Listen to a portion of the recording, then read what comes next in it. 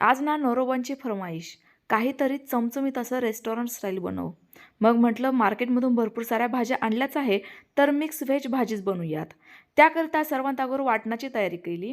वाटणाकरिता थोडेसे काजू, 2 कांदे, 1 टोमॅटो, 2 हिरव्या मिरच्या घेतल्या होत्या. व्यवस्थित तेलामध्ये परतवून मिक्सरला त्याची प्युरी बनवून घेतली. सोबतच फोडणीकरिता थोडेसे काजू आणि पनीर देखील फ्राय करून घेतले. नंतर भरपूर साऱ्या भाज्या तेलामध्ये थोडंसं मीठ टाकून परतवून घेतल्या. अगदी हलक्याशा परतवायच्या जेणेकरून यांचा रंग टिकून राहील. परतवलेल्या भाज्या एका ताटामध्ये काढून घ्यायच्या. तयार करून घेतलेलं वाटण देखील मिक्सरला दळून घ्यायचं. लगेचच 2 चमचे मलाईमध्ये भरपूर सारे मसाले घालून व्यवस्थित मिक्स करून ही प्युरी तेलामध्ये तेल सुटेपर्यंत परतवून घ्यायची. लगेच वाटणही घालायचं, तेल सुटेपर्यंत परतवून घ्यायचं.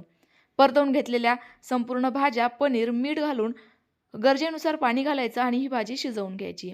मिक्स व्हेज भाजी तयार. डिटेल रेसिपीसाठी वरील त्रिकोणावर क्लिक करा.